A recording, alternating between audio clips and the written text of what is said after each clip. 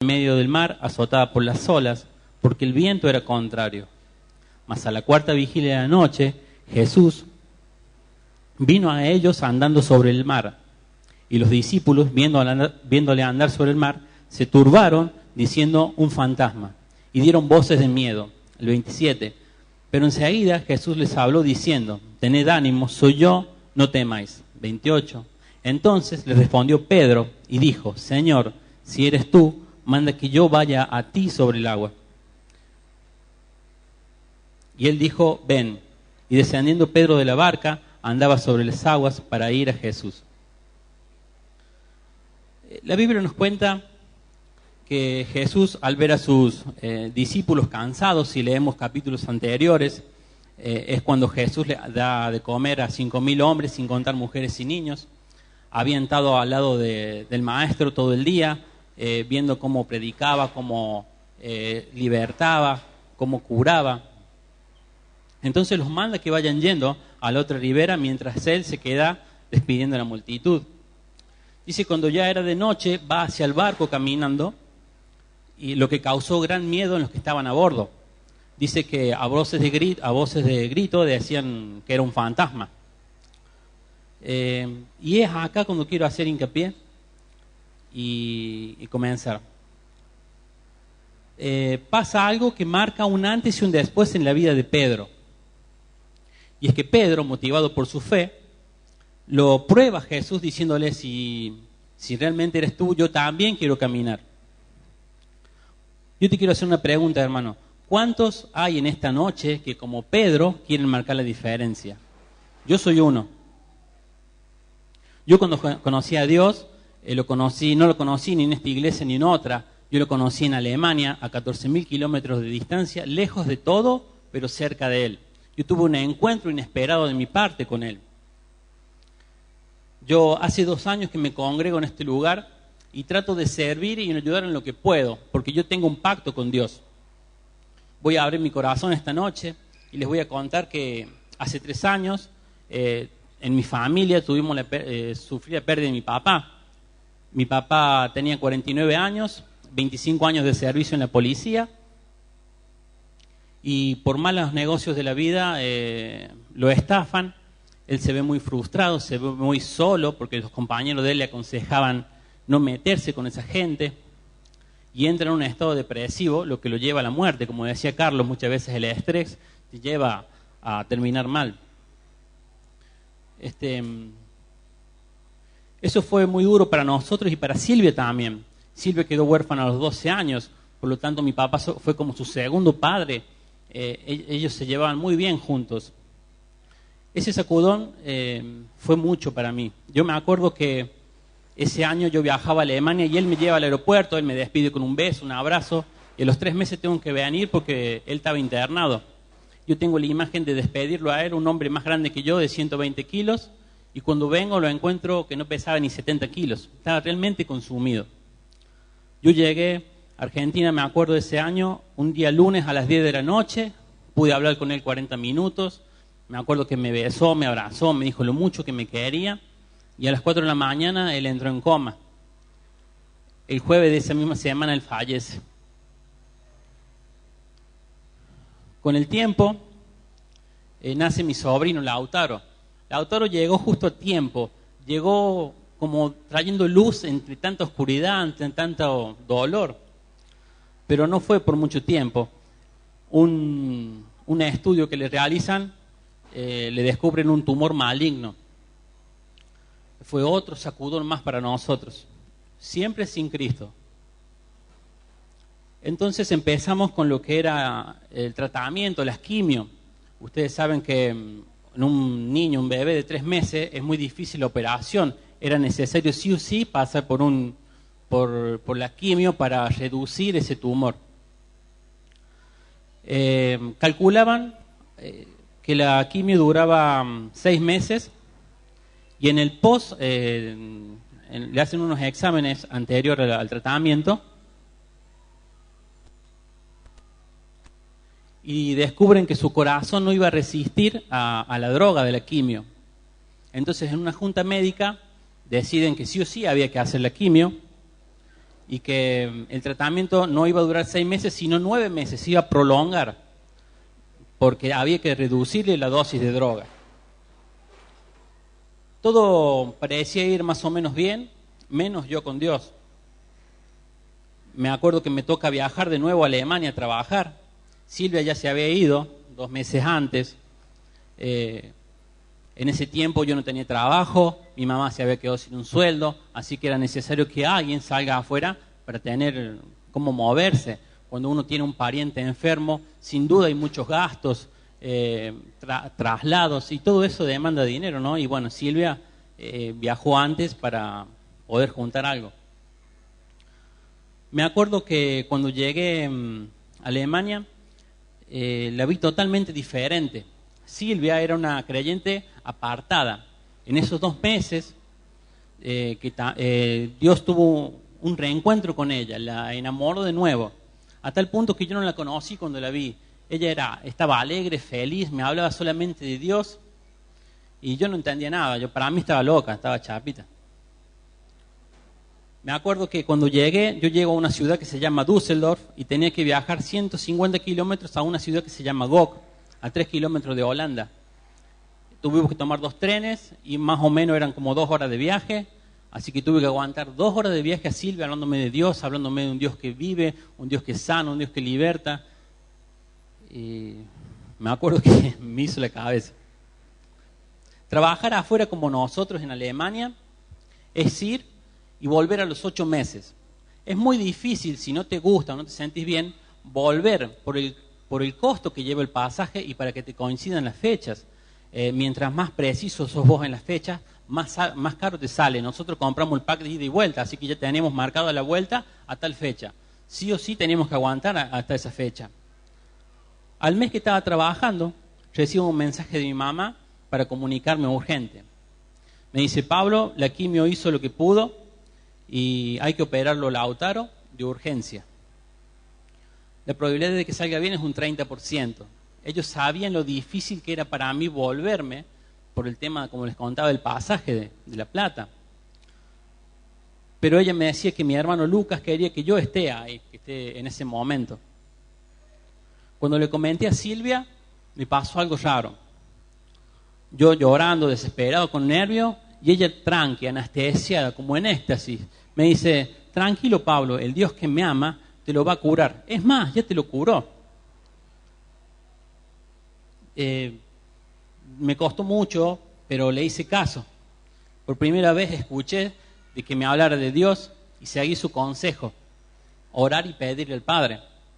E hice una oración corta, pero muy poderosa, porque Dios me escuchó, como la que hizo Pedro, que dice: Señor, sálvame. Yo me acuerdo que arrodillado, llorando, le dije: Señor, si en verdad existís, si en verdad ya lo curaste, dame la paz, dame tranquilidad. Yo en ese momento sentí algo, un escalofrío por dentro, algo que me quebrantó. Era el Espíritu Santo que me estaba dando paz, esa paz que yo pedía. Y me acuerdo que cuando hago esa oración, yo le digo, yo hablo con Dios y le digo: Padre, si sale todo como tiene que salir, si vos me das la paz, la tranquilidad, yo te prometo servirte y gastarme mis huesos para tu obra. Sin darme cuenta el significado, estaba haciendo un pacto de por vida con Dios. Cuando le comento a Silvia, Silvia se puso muy contenta, pero me dijo: no sabes lo que acabas de pactar. En la operación estuvo Dios obrando. Mi hermano me cuenta, él estaba en otra sala, a una puerta de donde estaba el quirófano, y me cuenta que el médico que lo operó confesó que era un milagro, que lo que tuvo que hacer fue abrir, sacar y cerrar. Dice que era tanta la felicidad del médico cuando salió, que salía gritando con el tumor en la mano, como si fuera un trofeo. Ese tumor era más grande que su corazón y le había tomado el hígado, le había tomado el riñón, un pedazo de intestino. Y para la gloria de Dios, hermano, puedo decir y puedo asegurar que Lautaro está sano. Hoy va a control cada 2 años y está bien, es un chico normal. Lo que para algunos parecía que un 30% de un 70% iba a salir mal, Dios no, Dios cumplió el pacto que me había hecho a mí. Así que le doy gloria a Dios por eso. Me acuerdo que en esa situación yo recibo una palabra de Dios. Silvia tenía en su mesa de luz una cajita de perlitas bíblicas y saco una, impulsado así porque estaba mal, y que decía, si me lo podés buscar, Carlito, en Génesis 18:14.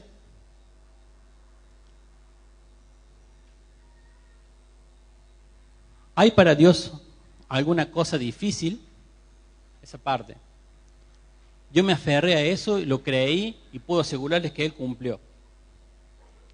Yo después de todo eso me enamoré mucho de Dios, me apasioné. No veía las horas de volver a Argentina para empezar a congregarme. Me acuerdo que hablábamos con Silvia todo el tiempo de Dios, veíamos prédicas, escuchábamos por internet prédicas.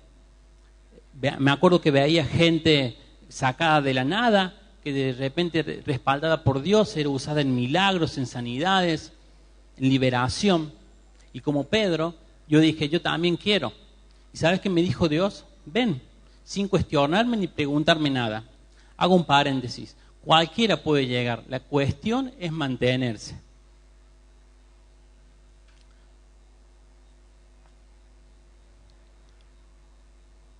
Yo nunca había estado en este lugar, pero lo amé desde un principio. Dios me mostró este lugar cuando estaba en Alemania.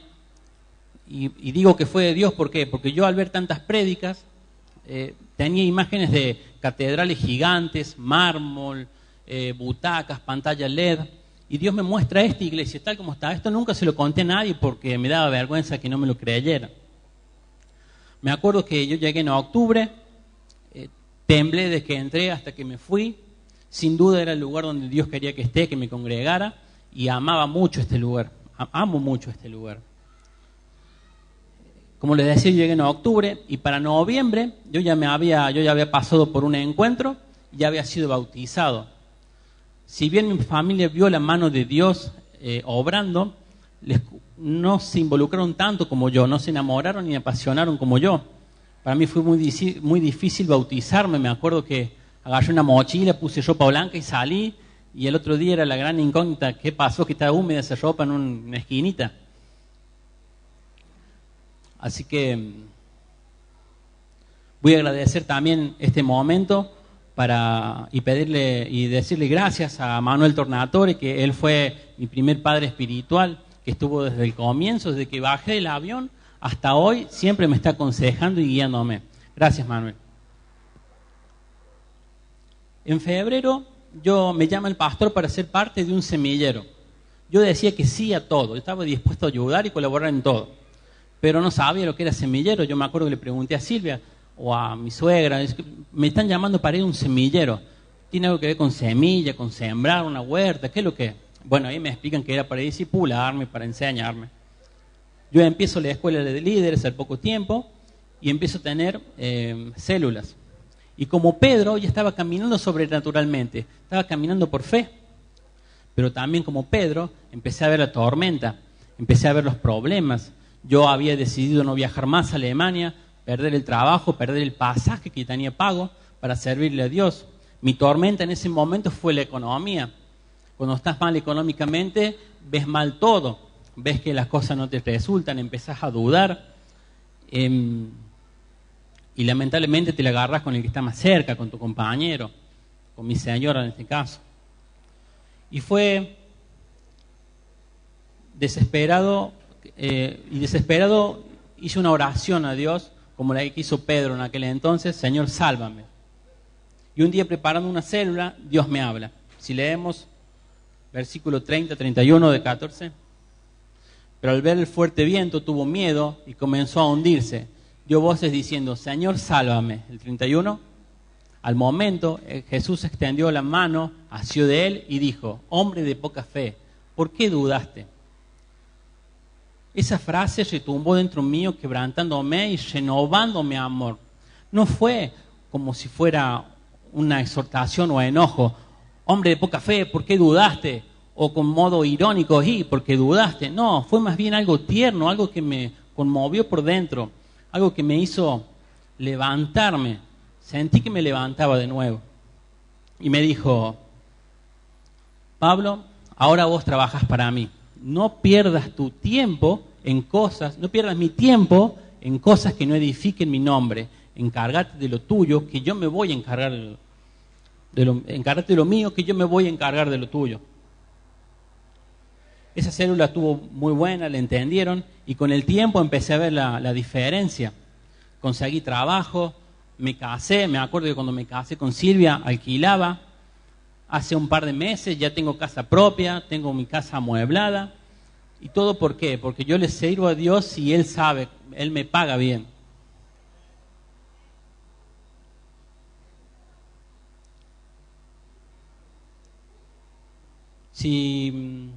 Les voy a pedir a los músicos si pueden ir subiendo, y mientras tanto vamos a leer los últimos versículos para ir redondeando, que son el 32 y el 33.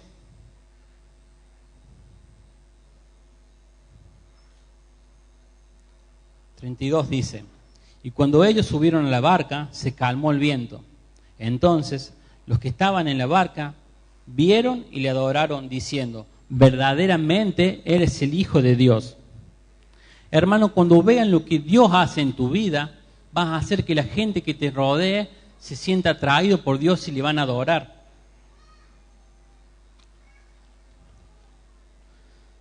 Si esta noche viniste con problemas, con tormentas, en mi momento fue la economía. Yo no sé cuál será tu tormenta hoy, eso que te nubla del camino, que te nubla de ver a Dios. A lo mejor es una enfermedad, a lo mejor es ver que tu familia está lejos y todavía no se acerca. Yo no sé qué será, pero yo te pido que pases al frente y camines con fe, sabiendo que hay un Dios que te está mirando y que está escuchándote, dispuesto a extender sus brazos y levantarte y salvarte. Si pueden ir pasando, porque Dios esta noche quiere hacer algo, como decía el hermano Castellano. Hay algo que se va a desatar en este lugar. Dios te pregunta esta noche, pero no enojado ni en tono irónico: ¿por qué dudaste? ¿Por qué dudaste si yo estoy contigo? No te olvides de mi pacto, no te olvides de donde te saqué, de lo que te di, de dónde te voy a llevar, de lo que te prometí. Ahora trabajas para mí.